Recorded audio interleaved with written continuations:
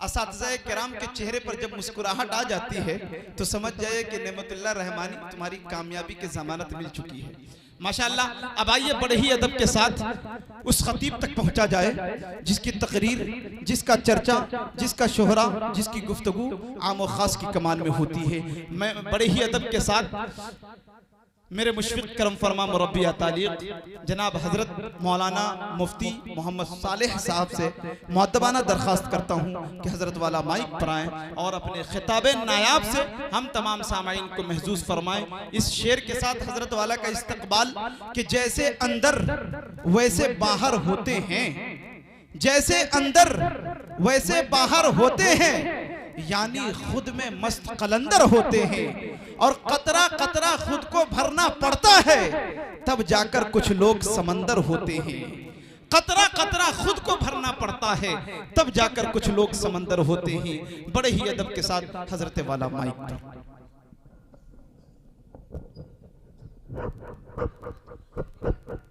یہ کتاب ہے قرآن کریم سے پہلے 4 مشہور کتابیں اور بہت سارے صحیفے دیگر انبیاء کرام علیہم الصلاۃ والتسلیم پر اتارے گئے۔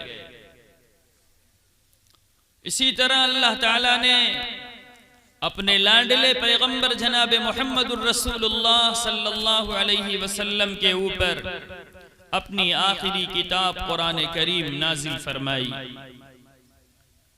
یہ کتاب جب آپ کی عمر مبارک 40 برس 1 دن کی ہوئی تب اللہ رب العزت نے اپنے حبیب صلی اللہ علیہ وسلم کو منصب نبوت عطا کیا اور آپ کے اوپر اپنی آخری کتاب نازل کرنا شروع فرمایا۔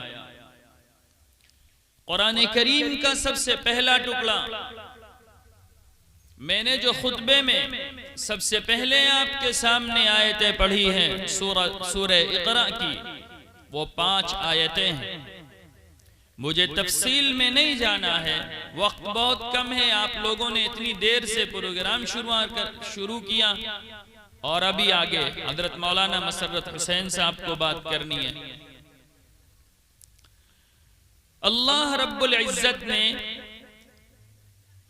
اپنے حبیب صلی اللہ علیہ وسلم کے اوپر مکے کے ایک پہاڑ کے اوپر جس کو ہم غار حرا کہتے ہیں، اس حرا کے غار میں 5 آیتیں نازل فرمائی۔ بخاری شریف کے دوسرے تیسرے صفحے پہ قصہ تفصیلاً موجود ہے، کیا واقعہ ہوا، کیسے ہوا۔ آپ اگر غور کریں ان 5 آیتوں میں اللہ رب العزت نے کس چیز کا حکم دیا ہے تو بڑا اہم سبق آپ کو ملے گا اور آپ کی زندگیوں میں ایک انقلاب برپا ہو سکتا ہے۔ لیکن افسوس ہے کہ ہم اور آپ سنتے ضرور ہیں، کرتے نہیں ہیں، صرف سن لیتے ہیں بس۔ افسوس تو اسی کا ہے، جبکہ ہم لوگوں کو دین کی باتیں قرآن و حدیث کے متعلق گفتگو جب ہم سنیں، عمل کے جذبے سے سنیں، عمل کی نیت سے سنیں، تو اللہ ہم کو مستقبل میں عمل کی توفیق بھی عنایت فرما دیں گے۔ اس لیے ہمیشہ عمل کا جذبہ رکھیں۔ ان آیتوں میں اگر آپ غور کریں تو آپ کو یہ معلوم ہوگا کہ اللہ نے اپنی کتاب کا سب سے پہلا ٹکڑا زمین پر اتارا ہے۔ یہ انسانی نفسیات کے کس قدر مناسب ہے۔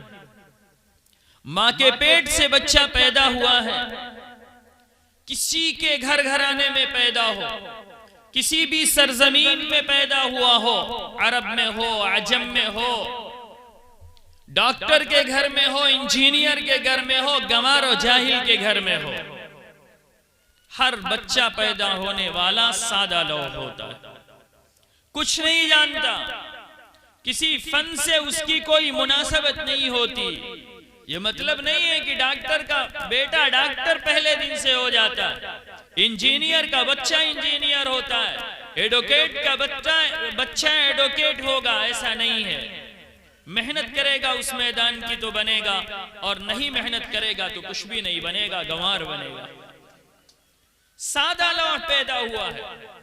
اب ایک سادہ لوح انسان سے اگر نماز کا حکم دیا جائے، زکوٰۃ کا حکم دیا جائے، روزے کا حکم دیا جائے، اور بھی دیگر احکامات اس کو دیے جائیں تو یہ مناسب نہیں ہوگا، مناسبت نہیں رکھے گا. اللہ رب العزت نے اس آیت میں سب سے پہلے پڑھنے کا حکم دیا. اقرأ بسم ربک الذی خلق. میری خواتین بھی یہاں موجود ہیں، میری مائیں اور بہنیں، میں بڑے ہی ادب سے عرض کر رہا ہوں. لوگ اپنی بچیوں کا نام اقرأ رکھتے ہیں، نہ معنی سمجھتے نہ مفہوم سمجھتے، جبکہ حدیث میں ہے کہ بچوں اور بچیوں کے نام اچھے رکھے جائیں. بس لوگ کیا کہتے ہیں معلوم ہے؟ قرآن میں ہے. ارے قرآن میں فرعون حامان خنزیر بھی ہے، رکھو. اور افسوس کی بات بتاؤ، ایک بچی کا نکاح ہو رہا تھا تو والد صاحب کے سامنے ہمارے نام نکل کے آیا کہ اس لڑکی کا نام مثل الربا ہے. کیا نام ہے؟ مثل الربا. اس کی ماں نے کہا میں قرآن پڑھ رہی تھی تو مجھے بڑا بھلا لگا تو میں نے اس اپنی بچی کا نام رکھ دیا مثل الربا. اقرا نام ہے، ہدا، ثنا، ہدا، قرینہ، پتہ نہیں کیا کیا. یا اللہ یا اللہ، اللہ ہمارے حال پر رحم فرمائے. کوئی اسکول کھولتا ہے تو لکھ دیتا ہے اقرا پبلک اسکول. یہ کیا مناسبت ہے؟ پہلے لفظ بھی تو دیکھو اس کا حاصل کیا ہے. منتشا، تو تشا، ثنا، کیا ہے یہ؟ معنی مطلب سمجھتے ہیں کہ آپ لوگ سب مولویوں کے حوالے کر دیتے ہیں کہ مولوی سمجھے گا. ارے مولوی تو سمجھ ہی رہا ہے، آپ کیا سمجھو گے؟ اب آپ اقرا کہہ کے اس کو بلا رہے ہو. اقرا کا حاصل کیا ہے؟ اقرا کا حاصل ہے پڑھیے. اب بتائیے کیا اپنی بچی کو آپ کہہ رہے ہیں پڑھیے کہ نام لے کے بلا رہے ہیں؟ تب آپ اپنی بچیوں کا نام رکھیے. بخاری، مسلم، ترمذی، ابو داؤد، نسائی، طالب الاسلام اور دین کی باتیں رکھیے شوق سے. کیا بیوقوفی ہے، حد ہوتی ہے. بس لفظ قرآن میں آ جائے بھلا لگ جاتا ہے. آپ حکم دیکھیے اس میں کیا کہا جا رہا ہے. اللہ رب العزت کے اس سب سے پہلے پیغام میں ایک اہم پیغام ہے جو ہمیشہ ہمیشہ کے لیے ہے. اقرا بسم ربک الذی خلق. پڑھو اس پروردگار کے نام سے جس نے پیدا کیا. قرآن پڑھنے کے لیے اتارا گیا، قرآن کو ہدایت بنا کے اتارا گیا. اور قرآن کریم وہ عظیم کتاب ہے جس کے ذریعے سے اللہ رب العزت نے بہت ساری قوموں کو نیچے سے اٹھایا اور اوپر پروان چڑھا دیا، اور بہت ساری قوموں کو نہ تسلیم کرنے کی وجہ سے، نہ عمل کرنے کی وجہ سے اوپر سے اٹھایا اور نیچے ڈال دیا. ان اللہ یرفع بہذا الکتاب اقواما ویضع بہ آخرین. اسی کتاب کے ذریعے اللہ کبھی کبھی نیچے لوگوں کو اٹھا کے عزیز بنا دیتا ہے، اور اسی کتاب کے نتیجے میں کبھی عزیز قوموں کو بھی اٹھا کے کہاں ڈال دیتا ہے؟ ذلیل و رسوا کر دیتا ہے. اس لیے ہم آپ کو چاہیے کہ ہم خود بھی اللہ کی کتاب کے پڑھنے والے بنے. سب سے پہلے تو ہم پڑھنے کے مکلف ہیں، اور یہ یاد رکھیے پڑھائی کے لیے کوئی عمر نہیں ہوتی. دور صحابہ کو اٹھا کے آپ دیکھیے کتنی بڑی عمر کے صحابہ کرام ہیں، انہوں نے کیا نہیں کیا. ہم اور آپ تھوڑے بڑے ہوتے ہیں، قرآن کریم کو کبھی پڑھ بھی نہیں پاتے. افسوس ہوتا ہے، افسوس ہوتا ہے کہ کوئی عمر نہیں متعین. ہم کو تو شوق ہونا چاہیے کہ اللہ کی آخری کتاب ہے، قیامت تک باقی رہنے والی ہے، راہ ہدایت بنا کے اتاری گئی ہے. مہد سے لے کے لحد تک جتنے بھی موڑ ہمارے سامنے آئے، ہر موڑ پر رہنمائی کرنے کے لیے یہ کتاب اتاری گئی ہے. ہم نے تو سمجھ لیا ہے کہ بس اس کتاب کو اٹھا کے طاق کی زینت بنا دو، الماری کی زینت بنا دو، جہیز کے سامان میں ایک بہترین قسمیں باکس میں رکھ کر کے ریشمی مخملی اس میں رکھ کر کے جہیز کا سامان بنا کے دے دو. نہ کبھی بیٹی پڑھنا جانتی، نہ ماں پڑھنا جانتی، نہ گھر والے پڑھنا جانتے. افسوس ہے مسلمانوں، افسوس ہے آج پڑھ نہیں سکتے تو تم سمجھو گے کیا؟ عمل کیا کرو گے؟ عمل کی توفیق کہاں سے ملے گی؟ اس لیے میں بڑے ہی ادب سے آپ لوگوں سے عرض کر رہا ہوں، اللہ کی کتاب سے مناسبت پیدا کیجئے، سب سے پہلے اس کو پڑھنا سیکھیے۔ وہ دور تھا جب علاقوں میں پڑھنے پڑھانے والے لوگ نہیں ہوتے تھے، تب تو ایک مجبوری تھی، اور آج تو گاؤں میں دسیوں حفاظ موجود ہوتے ہیں، اگر ہم چاہ لیں تو ہم قرآن کریم کو عمدہ طریقے سے پڑھ سکتے ہیں، لیکن یہ ہماری ناقدری ہے، اپنی زندگی کی بھی ناقدری ہے کہ ہم کو اپنی زندگی پر کبھی ترس نہیں آتا۔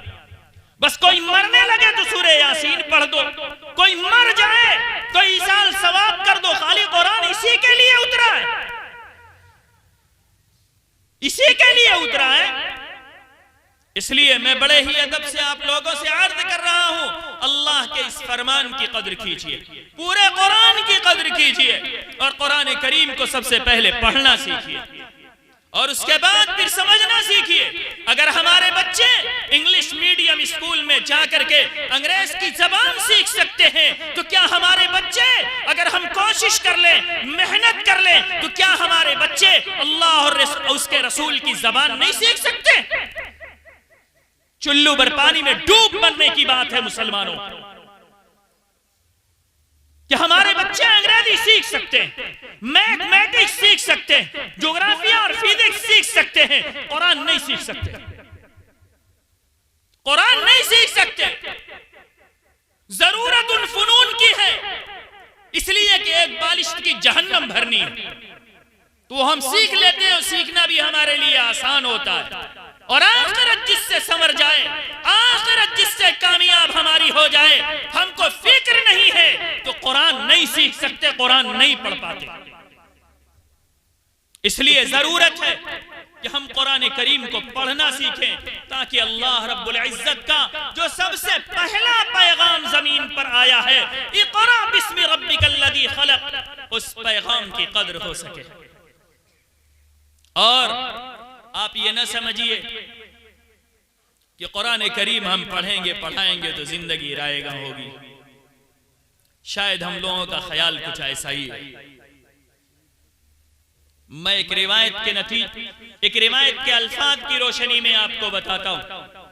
حضرت عبداللہ ابن مسعود رضی اللہ تعالیٰ عنہ نے آقا انعامدار جناب محمد الرسول اللہ صلی اللہ علیہ وسلم کا یہ فرمان نقل کیا، من قرأ حرفا من کتاب اللہ فلو حسنة والحسنة بعشر امثالها، لا اقول الف لام میم حرف ولكن الف حرف ولام حرف ومیم حرف۔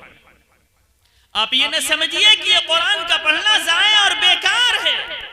قرآن کریم حضور اکرم صلی اللہ علیہ وسلم نے ارشاد فرمایا، جس نے اللہ کی کتاب کا ایک حرف پڑھ لیا اس کو ایک نیکی ملتی ہے، اور ایک نیکی اللہ کے فضل سے 10 گنا ہو جاتی ہے۔ میں یہ نہیں کہتا کہ الف لام میم ایک حرف ہے، بلکہ الف ایک حرف ہے، لام ایک دوسرا حرف ہے، میم ایک تیسرا حرف ہے۔ الف لام میم کے پڑھنے سے 30 نیکی ملتی ہے۔ ابھی یہاں نیکیوں کی قدر نہیں معلوم ہوتی، نیکیوں کی قدر جس وقت ہم لوگ میزان عمل پہ پہنچیں گے تب معلوم ہوگی۔ وہاں جنت اور جہنم کا فیصلہ ایک ایک نیکیوں کی بنیاد پر ہوگا۔ وَنَزَعُ الْمَوَازِينَ الْقِسْطَ لِيَوْمِ الْقِيَامَةِ، ہمارے اعمال جب تولے جائیں گے تب ایک ایک نیکی کی بنیاد پر جنت اور جہنم کا فیصلہ ہوگا۔ اور یہی ہماری چہیتی اولاد، یہ بیوی جس کے لیے ہم نے پوری زندگی قربان کر دی ہے، یہ کنبے قبیلے کے لوگ، یہ خاندان جن کی حمیت میں آج ہم ہر وقت کھڑے رہتے ہیں، یاد رکھیے کوئی بھی ہمارے کام آنے والا نہیں۔ ایک نیکی اگر کم ہو جائے، خدا کی قسم یہ سارے کے سارے دور بھاگیں گے، کوئی قریب نہیں آئے گا جو آپ کو ایک نیکی دے سکے۔ یوم یفر المرء من اخیہ وامہ وابیہ وصاحبتہ وبنیہ لکل امرئ منہم یومئذ شأن یغنیہ۔ اس وقت ہر ایک کو اپنی اپنی پڑی ہوگی۔ دنیا میں آج بڑے جھمیلے جڑے ہوئے، بیوی بھی جڑی ہوئی ہے۔ ہمارے نوجوانوں سے پوچھو چہیتی بیوی کی کیا قدر ہوتی ہے۔ بچے جڑے ہوئے ہیں، باپ سوچتا ہے اپنی اس محبوب اولاد کے لیے ہم کیا کر جائیں، کنب قبیلے خاندان کے لوگوں کے لیے کیا کر جائیں، لیکن یاد رکھیے کوئی کام آنے والا نہیں ہوگا. آپ اکیلے ہوں گے، آپ کے اعمال آپ کے ساتھ ہوں گے اور کوئی آپ کے کام نہیں آئے گا. یہ بیوی جس کے لیے آپ نے پوری زندگی قربان کی ہے یہ دور جائے گی، یہ بچے آپ سے دور جائیں گے، یہ بھائی یہ آپ سے دور جائیں گے، جس کے لیے آپ سب کچھ قربان کر رہے ہیں. یہ خاندان کے سارے لوگ ایک دم ٹوٹی ہوئی موتی کی طرح بکھر جائیں گے. کوئی جڑے گا نہیں، کوئی قریب نہیں آئے گا. اس لیے اپنے نام اعمال میں نیکیاں جوڑ کے رکھو جو نیکیاں کام آنے والی ہیں. اگر ہم یہاں اللہ کی کتاب کی تلاوت کرنے والے بنیں گے ہمارے نام اعمال میں نیکیاں جڑیں گی جو آخرت میں کام آئیں گے. اس لیے اللہ کی کتاب تو خود بھی پڑھا جائے اور اپنی اولاد کو بھی پڑھنا سکھایا جائے، اپنی اولاد کی فکر کی جائے. قرآن کریم میں قصہ ملتا ہے حضرت یعقوب علیہ السلام کی وفات کا جب وقت قریب آیا انہوں نے اپنے بیٹوں کو بلایا اور جائزہ لینا چاہا کہ میری زندگی میں تو یہ بچے اللہ کی عبادت کر رہے ہیں، ذرا میں دیکھوں کہ میرے مرنے کے بعد یہ کس کی عبادت کریں گے. قریب بلایا، ان لوگوں سے پوچھا ما تعبدون من بعدی، تم لوگ میرے بعد کس کی عبادت کرو گے. اصل میں اس سے فکر ظاہر کر رہا ہوں کہ ایک باپ کی کیا فکر ہونی چاہیے اپنی اولاد کے بارے میں کہ ٹھیک ہے جب تک زندہ ہوں تب تک تمہاری رہنمائی کر رہا ہوں، تمہاری ساری حرکتیں دیکھ رہا ہوں، لیکن میرے مرنے کے بعد کیا کرو گے. ایک فکر پیش کی اس باپ نے. انہوں نے کہا نعبد الہک و الہ آبائک، کہ جس طرح ہم آپ کی زندگی میں اللہ کی عبادت کرتے تھے آپ کی وفات کے بعد بھی اللہ کی عبادت کریں. اگر آج آپ قرآن پڑھتے ہوتے، آج آپ نے فکر کی ہوتی کہ ہمارا بچہ قرآن پڑھ لے تو شاید وہ آپ کی زندگی میں بھی پڑھنے والا ہوتا، آپ کے بعد بھی پڑھنے والا ہوتا اور یہ چیز آپ کے لیے صدقہ جاریہ ہوتی. ابھی آپ نے حضرت مفتی شکیل صاحب سے روایت سنی نا، اذا مات الانسان انقطع عنه عمله الا من ثلاث صدقة جارية او علم ينتفع به وولد صالح يدعو له. جب انسان مر جاتا اس کے عمل کا سلسلہ ختم ہو جاتا، عمل کا سلسلہ ایک دم منقطع ہو جاتا. تین چیزیں مگر باقی رہتی ہیں. کیا کیا؟ صدقہ جاریہ. آپ نے کوئی ہینڈ پمپ لگوا دیا، کنواں کھدوا دیا، مسجد مدرسہ بنوا دیا، کوئی ایسا رفاہی کام کر دیا جس کا فائدہ جاری ہے. آپ تو مر کے چلے جائیں گے، قبرستان میں پڑے رہیں گے، لیکن آپ کے نام اعمال میں ثواب جڑتا رہے گا، وہ ضائع نہیں جائے گا، بیکار نہیں جائے گا. دوسری چیز، آپ عالم ہیں، آپ نے کوئی علم سکھایا کسی کو اور وہ علمی سلسلہ آپ کے بعد بھی جاری و ساری ہے، تو جب تک یہ علمی سلسلہ باقی رہے گا اس علم سے فائدہ اٹھایا جاتا رہے گا. وہ سکھانے والا تو مر کے چلا جائے گا، لیکن جب تک یہ سیکھنے سکھانے والے اس سلسلے کے ساتھ جڑے رہیں گے، اس علم کا فائدہ جڑا رہے گا، وہ تو مر کے چلا جائے گا لیکن اس کے نام اعمال میں ثواب جڑتا رہے گا. تیسری چیز، آپ کی تربیت سے، آپ کی کوشش سے اگر کوئی آپ کا بچہ نیک ہو گیا تو یاد رکھیے ماں باپ تو مر کے چلے جائیں گے، قبرستان میں پڑے رہیں گے، لیکن یہ بچہ جتنا نیک اعمال کرے گا ماں باپ کے نام اعمال میں ثواب جڑتا رہے گا. اس لیے ہم لوگوں کو چاہیے کہ اپنی اولاد کو نیک بنا کے جائیں. کیسا بنا کے جائیں؟ نیک بنا کے جائیں کہ مرنے کے بعد یہ کاپی نہ ہماری تلاش کرے، بینک کی پراپرٹی کی، کیا کہتے ہیں، پراپرٹی کے کاغذات نہ تلاش کریں. کیا تلاش کریں؟ ہمارے اوپر قرض ہو تو ادا کر دیں. کیا کریں؟ ایک صحابی ہیں، ان کا قصہ روایت میں نے پڑھا، عبرتاً سنا رہا ہوں. وہ اس زمانے کے بینک تھے، لوگ ان کے پاس امانتیں جمع کرتے تھے اور وہ اللہ کے لیے بالکل بے دھڑک خرچ کرتے رہتے تھے، غریبوں، بیواؤں، بے کسوں، حالانکہ لوگوں نے قرض کے طور پر ان کے پاس رکھا ہے، امانت کے طور پر رکھا ہے۔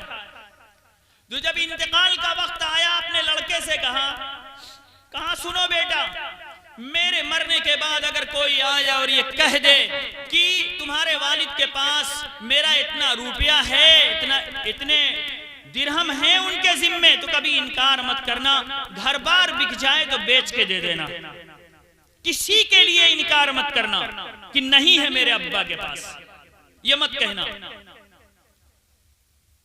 انتقال کا تھوڑا عرصہ گزرا،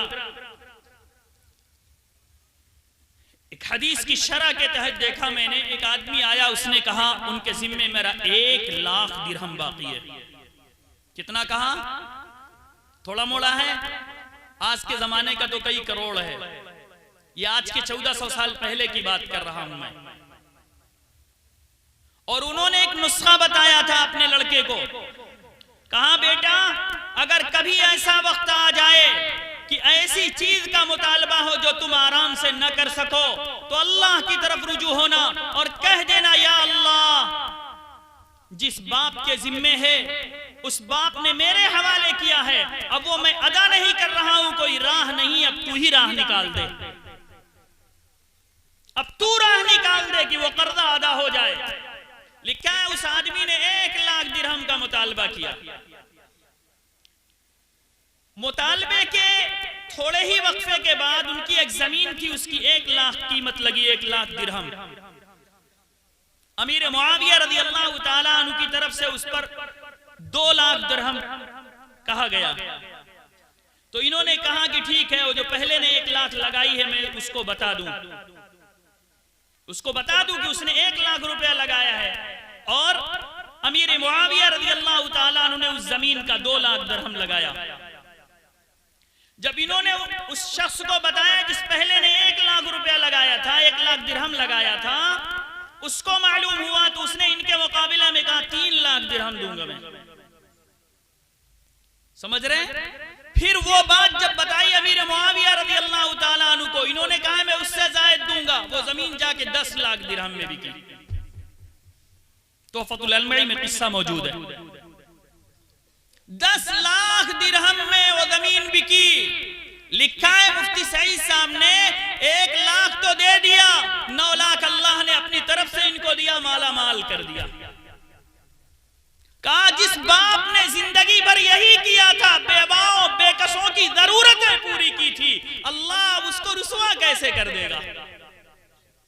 اللہ نے مالدار بنا دیا۔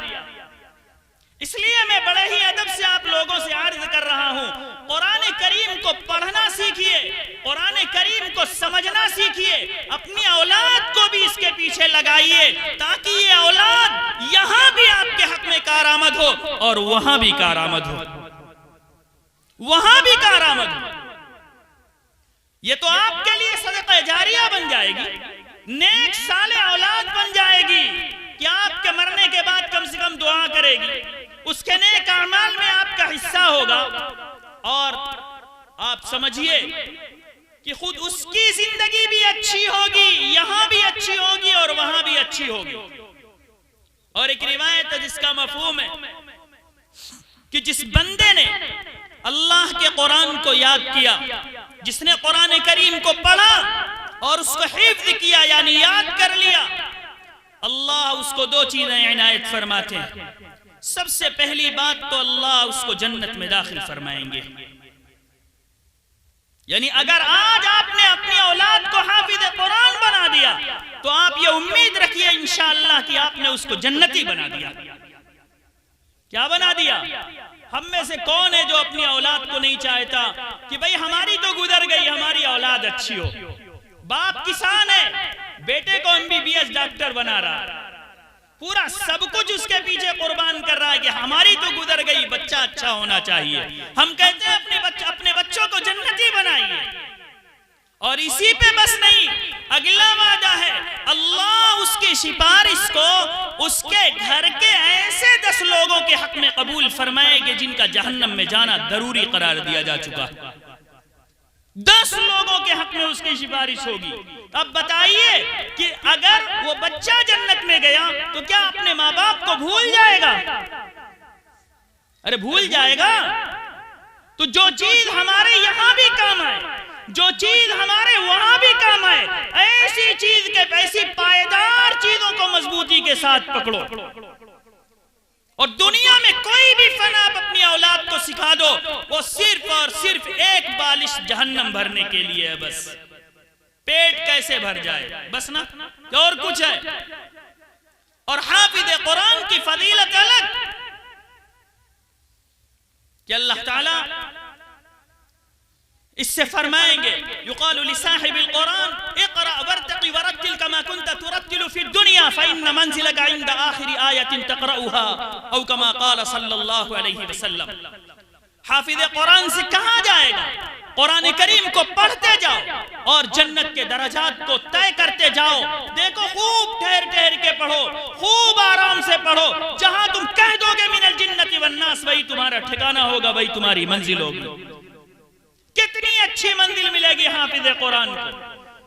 تو ہم کیوں نہیں کبھی سوچتے، ہم بیٹھ کے تنہائیوں میں سوچیں، اپنی قیمتی اولاد کو ضائع نہ کریں، بلکہ اس کو ہم ایک عمدہ چیز بنائیں کہ جو ہمارے لیے دنیا میں بھی کارآمد ہو اور آخرت میں کارآمد ہو. اپنے حق میں بھی کارآمد ہو، ہمارے حق میں بھی کارآمد ہو. میں نے آیت پڑھی ہے دوسری آپ کے سامنے، اِنَّا نَحْنُ نَزَّلْنَا الذِّكْرَ وَإِنَّا لَهُ لَحَافِظُونَ، کہ ہم نے قرآن کریم کو نازل کیا ہے اور ہم ہی قرآن کے محافظ ہیں. اس سے پہلے کی مفسرین نے لکھا ہے، اس سے پہلے کی جو کتابیں اتری وہ وقت کے لوگوں کے حوالے تھی، یعنی ان کی حفاظت، ان کتابوں کی جو حفاظت تھی وہ وقت کے لوگوں کی ذمہ داری تھی. یہی وجہ ہے کہ وہ مکمل طریقے سے اس کی حفاظت نہیں کر سکے. لیکن قرآن کریم کو اللہ نے جو اپنی آخری کتاب، آسمانی کتاب بنا کے اتارا ہے، تو صرف اتارا نہیں ہے، اس کی حفاظت کی بھی ذمہ داری لی ہے. یہی وجہ ہے کہ پہلے دن سے لے کے آج تک قرآن کریم کے دشمن موجود ہیں، لیکن قرآن کریم کا ایک حرف اور ایک نقطہ نہیں بدلا، اور انشاءاللہ صبح قیامت تک اس کا ایک نقطہ نہیں بدلے گا. ایک نقطہ نہیں بدلے گا، ایک حرف نہیں بدلے گا انشاءاللہ. ہاں بدلنے والے تو بدل سکتے ہیں. ارے ابھی آپ لوگوں نے دیکھا ہم سے زیادہ ہوشیار ہیں آپ. بہت سارے لوگ کہہ رہے تھے 26 آیت ایسی ہے، 24 آیت ایسی ہے، وہ خود بدل گئے. اللہ نے انہی کو مس کر دیا، بدل دیا. قرآن نہیں بدلا جائے گا انشاءاللہ. آپ سنتے رہتے ہیں نا. اب یہ بھی اللہ کا فضل ہے کہ اللہ ہم کو اپنے قرآن کی حفاظت کے لیے قبول کر لے، ہماری اولاد کو قبول کر لے، ہمارے سینوں کو قبول کر لے، ہمارے گھر کے کسی فرد کو قبول کر لے. یہ تو بہت بڑی بات ہے. اس لیے اپنی دعاؤں میں اس کا اہتمام کرنا چاہیے، اپنی چاہتوں میں ایک چاہت یہ پیدا کرنی چاہیے کہ ہماری اولاد میں کوئی حافظ قرآن ہو جائے، کوئی عالم دین ہو جائے. اور میں نے خطبے میں ایک روایت پڑھی تھی کہ ان اللہ یرفع بہذا الکتاب اقواما ویدع بہ آخرین. عمر ابن خطاب رضی اللہ تعالی عنہ نے حضور اکرم صلی اللہ علیہ وسلم کا یہ ارشاد نقل کیا کہ اللہ تعالیٰ اس کتاب کے ذریعے سے بہت ساری قوموں کو عزت دیتے ہیں اور بہت ساری قوموں کو ذلیل اور رسوا کر دیتے ہیں. اللہ تعالیٰ کہنے سننے سے زیادہ ہم سب لوگوں کو عمل کی توفیق